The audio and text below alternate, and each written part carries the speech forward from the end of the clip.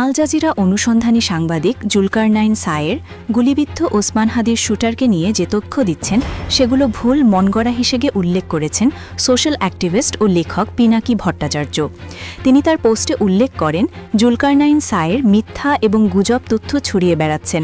প্রথমে সায়ের বলেছিলেন ইন্ডিয়া থেকে ৮০ জন স্নাইপার বাংলাদেশে এসেছেন। পরে দেখা গেল শুটার ভারতীয় নয়, বাংলাদেশের মোহাম্মদপুরের আদাবর থানার একজন ছাত্রলীগ নেতা।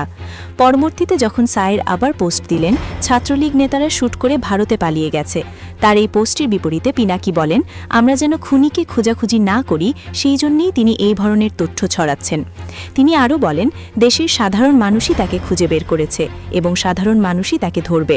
শুটাররা এখনও দেশেই আছে, দেশ থেকে বের হতে পারতেছে না।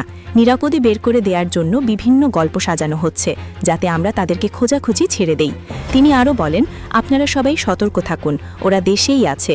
18 কোটি মানুষের 36 কোটি চোখে ফাঁকি দিয়ে ওরা ভারতে পালাতে পারবে না।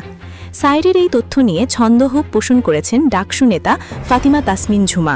তিনি বলেন, যে আসামি একবার গ্রেপ্তার হয়েছিল তার সব তথ্য গোয়েন্দা সংস্থার কাছে আছে, তারপরেও কেন তাকে শনাক্ত করতে পারছে না, আটকাতে পারছে না, এটা আমার কাছে বিশ্বাস হয় না। দ্বিতীয়ত, আসামিরা পলায়নী, পালিয়ে গেছে বলে হতাশা তৈরি করে পালিয়ে যেতে সাহায্য করার একটা প্ল্যান। এই প্ল্যান একজন করেনি, পুরো একটা সিন্ডিকেট এই প্ল্যান করেছে। আমরা পুরো সিন্ডিকেটের গ্রেপ্তারের দাবি জানাচ্ছি। ঝুমা জুলকারনাইন সায়েরের তথ্য ডিভাইন করার পাশাপাশি আরও অভিযোগ করেন, আইন শৃঙ্খলা বাহিনী ঠিকমতো কাজ করছে না। ঝুমার মতো আরও অনেকেই এই একই অভিযোগ করেছেন। ওসমান হাদির শুটারদেরকে ধরতে যে অফিসার মাঠে কাজ করছেন তারা নাম প্রকাশে অনিচ্ছুক শর্তে বলেন, হাদিকে গুলি করা ব্যক্তিরা এখনও ভারতে পালিয়ে যেতে পারেনি। একটা বিষয় মাথায় রাখবেন, যারা এখন বিরাট গোপন খবর দিচ্ছে তারা কিন্তু ওসমান হাদির শুটের আগাম খবর দিতে পারেনি। তারা যদি এত গোপন খবর জানে তাহলে ওসমান হাদির শুটের বিষয়টি কেন জানতে পারল না? তার মানে তাদেরকে যেটা জানানো হয় তারা সেটাই জানতে পারে, এর বেশি কিছু না।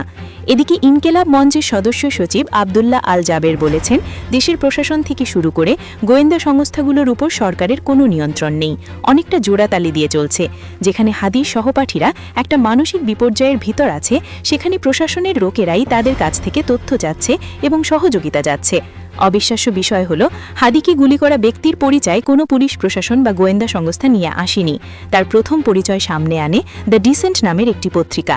এমনকি এই ফয়সাল মাহমুদ ও তার সহযোগী আলমগীরের পরিচয় এবং ফয়সাল মাহমুদকে জামিন করা বিএনপিপন্থী আইনজীবী এবং নেত্রকোনা 1 আসনের সংসদ সদস্য পদপ্রার্থী ব্যারিস্টার কায়সার কামালের পরিচয় প্রথম সামনে নিয়ে আসে দ্য ডিসেন্ট নামের পত্রিকাটি।